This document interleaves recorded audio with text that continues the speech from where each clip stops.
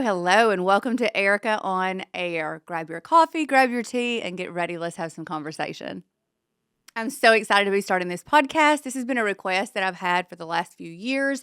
When I first started being an influencer, I started off with theme weeks on my page, and it quickly transitioned to coffee and conversation. I loved the conversation with each and every one of you that I would make contact with. I've always said if I could have one goal a day, it'd be to make a new contact and to meet someone new. And so this business gave me that opportunity. And the sad thing about being an influencer is all of that content and stories with coffee and conversation was so rapidly gone. There was no way of keeping up with all of it. And people would message me and be like, remember when you were saying this the other day? I really wanted my daughter to hear it. Or you said this the other day and I couldn't remember where I was supposed to get it. And I thought, I've got to find a way where all of this can be accessible and I can stay in contact with you more readily. So I was really looking into podcasting and not sure that I had the time and that I was willing to make the investment, to be honest. And I got asked to do an interview one morning. I'd always loved going and doing live television with News Channel 5. And so I said, sure, I'll do the interview. And when it was over, the gentleman interviewing me said, you've got to do a podcast. And it just seemed like that was my sign. You need to move on. You need to do this. 2 weeks later, some good friends said, we're building a studio. We heard that you might want to do a podcast. It's yours if you want to use it. And so here we are. We've been waiting on the studio to be done. We are so thankful for Willow Windows letting us use their live studio that they use on air for Good Morning Cookville also. And I'm so excited about staying in touch with each and every one of you. I have a list of questions that you guys have been asking that you want to know, and I'm ready to get to the bottom of them. Grab your coffee and let's go. So you want to know why podcast? Why now, right? I'm 43 years old. I have 3 children and multiple businesses. But I grew up in a small town, which you hear about so often in Livingston, Tennessee. I absolutely love the town I grew up in. My husband and I both. I married my 8th grade boyfriend, and we both knew that we wanted to come back and raise our family in our small town. That was not possible had I done what my dream career job was, not in a small town at that time. So I always said I would love to have Kelly Ripa's job, but this Livingston, Tennessee girl was not going to be in New York City and the path that it would take living in large cities to get there. The other job I thought was so cool was Erin Andrews, being a sports broadcaster and interviewing people down on the field. I thought, what could be a better job than hanging out with college football teams and traveling and interviewing them? Fast forward 20 years later, I have my dental hygiene degree. My husband and I own a dental practice, and I'm working at it. And I start on the side a little hobby of influencing, which turned to a full-time gig. And I started making these relationships, and my favorite part was talking to you. That was my absolute favorite part, and making these connections and relationships with each one of you. And so when the opportunity came to start a podcast where we can stay in constant contact and we can continue to feed off of topics, then I was like, let's give this a try. So that's how I'm here today. That's how I got here. So I went from my dream of Kelly Ripa to actually just being and still in my small little town and still able to connect to you and get to do a little bit of live broadcasting. So I'm asked, how did you do it? How did you start off as an influencer? Well, you don't start off as an influencer. You just start off and you don't know where the road's going to take you. But the whole point is that you give it a try. And I remember having the little itch to start a blog. Back then, blogs were a really big thing. And that was just like 10 years ago. And I didn't do it. And you know why I didn't do it? It kills me to think of it. And this is how you mature from your 30s to your 40s. I didn't do it because of what people might say or think of me in my own small little town. And listen close. Ladies, it doesn't matter what someone thinks of you. Truly, it doesn't matter, because if those little people are going to hold you back from going after your dreams and wishes, they're not on your side anyways. So once I got a little maturity to me and realized that I didn't mind, I was going to go for it. I didn't mind. If they were my friend, that was great. We were going to be friends. And if not, the way I saw it, it was their loss. So surround yourself with people who want to support you and make you happy. And that's what I did. I decided to go for it. And I first started just doing it as a little hobby. I cleaned teeth throughout the day and I'd come home in the evenings. I always have celebrated with my children. If it was Master's Week, we would have a Master's table setting and we would have teas in our pimento cheese sandwich and golf teas. And if it was National Cheeseburger Day, we had National Cheeseburger. I mean, we just always celebrated at National Ice Cream Day, and we just anything in life to celebrate and have fun with. And I started posting it, and I would show each one of those things that I would do with the kids and the memories we were making together. And it actually made an incredible scrapbook to have all those memories and go back to. But this was, remember, a part-time hobby on the side, aside from our full-time business and cleaning teeth full-time. So it quickly grew. And after a few years, my husband said, you helped me grow our dream job, our business, the dental practice. It's time for you to go after yours. And so that is when I stepped aside from dental hygiene and I started being an influencer first, like full time. And then one thing led to another, and here we go. We're giving this podcast thing a try. So I don't know how this is going to go, but hey, cheers to trying, right? So a few things that you'll hear on Airica on Air is no bad language. I can guarantee you that. You're going to get complete honesty from me, and we're going to get to know one another. There'll be lots of laughs, and occasionally probably some tears if I'm going to be honest. But I will be sharing my family with you guys. I'm married to the most incredible man, my 8th grade boyfriend, as I mentioned before, and he's also going to be on segments with me. And so we have a great relationship. We've been married 23 years to one another. We have 3 children. We went to dental school and were married 6 years before we had our first son, which is Luther Green Puckett the 5th, and he's now 17 and a half, which kills me to even say that. I cannot believe. I told my husband, I was like, you realize in a few months we have an 18-year-old. Like, where did time go? But I have almost 18-year-old. Then a daughter who is 13, another teenager in the house. She is so much fun, so much fun.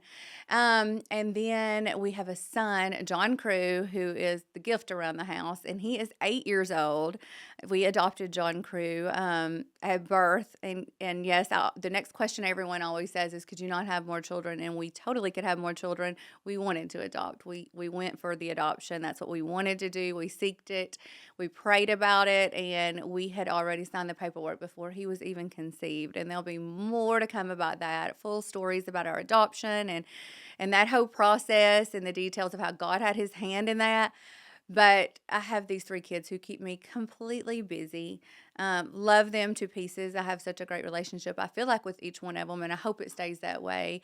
It's been a new transition from, when your kids are little and it's carrying the diaper bag and making sure that you have everything they need for them and their clothes and picking out the cute little smonkin and getting them ready, to having these little mini adults in your house. And they handle all that themselves now.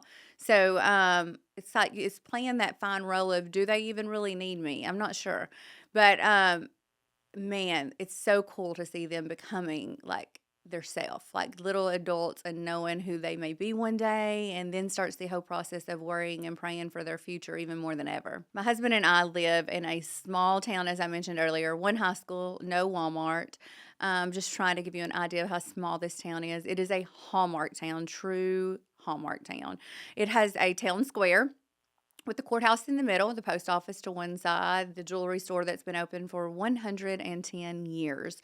It has the shops you would register for, your bridal showers, children's shops, a department store, all these original shops around the town square. It's absolutely precious. And our dental office is right off of that town square. My husband and I built our dental practice his last year of dental school. My grandfather oversaw the project, who since passed on, but he was just right there for every bit of it. He's who believed in us, gave us the loan, and helped us get started. And so to do that process, we couldn't build a house or buy a house. We had no money. We often joke that we couldn't even afford the McDonald's drive-through as we were building the dental practice. And that will be more to come in future podcast as well. All the details behind that. But a little piece of it is we lived in our dental office for the first 7 years of our practice. So at this point, we had already been married 5 years. So we had been married 12 years before we actually ever purchased a home. And those are some of the best memories. And so I'm going to be sharing with you some of the ups and downs and the hard times and how sometimes you think some of the most difficult situations end up being the biggest blessing and you have no idea. So if I can say anything to you in this whole process is savor that moment you're in. There's something special about it and then you'll move on to the next one. That's what I keep trying to tell my children too about school. I'm like, don't worry about the future. Be a kid as long as you can or you're robbing yourself of this age. Let the future come to you. As long as you stay with God, He's going to get you through this process. And He definitely has always provided for us in that way. And so we have so many memories of just sinking everything into our dental practice and getting our business going, living upstairs. We brought both of our first two children home from the hospital to our apartment above our dental practice. And I was talking to my husband the other day about how cool it is to see the people who have lived in our apartment since us.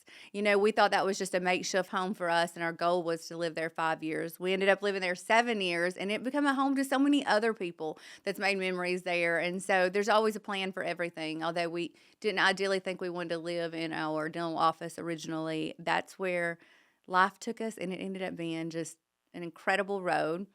My parents are so involved in our children's life. My husband's parents, my in-laws, same thing. We're really fortunate enough that they both live in our small town also. And so they're at all the kids' ball games, cheer events, there to babysit. We have a date night monthly. We've made that pact to one another when we first got married, and we've always kept it. And my parents and his parents have been so good to keep the kids for us, and we'll be sharing about that also, and tips for raising your children and still making time for one another and date nights. And so there's just so much I cannot wait to share with you guys through this podcast. I've been asked a lot, what is it that makes your marriage work so well? It takes a whole combination of things. My husband and I both have different things that we would tell you and will tell you that we think has made our marriage successful. But by far, hands down, the easiest answer I can give you 100 times over is that we're Christ-centered. Both of us love the Lord more than we love each other. And that our kids know that. Their kids know that God comes first in our home, and then they know that mom and dad come next. We love each other more than the kids, and they know that. We put our marriage before the kids, and then it's our babies. And I swear they feel all the love. They know they're loved enough, but they do know that we put our marriage before them, and then we put God before our marriage. And I just think that's been the key, because anytime there is any issue that comes up in life, when God's at the tip of that triangle, you're both going to head towards Him and you're going to get the right answer. But when you do not see eye to eye, it's just going to be a continual square and a continual circle, and you can never get a resolution. But with God as the main front in both your lives, it seems to always work out.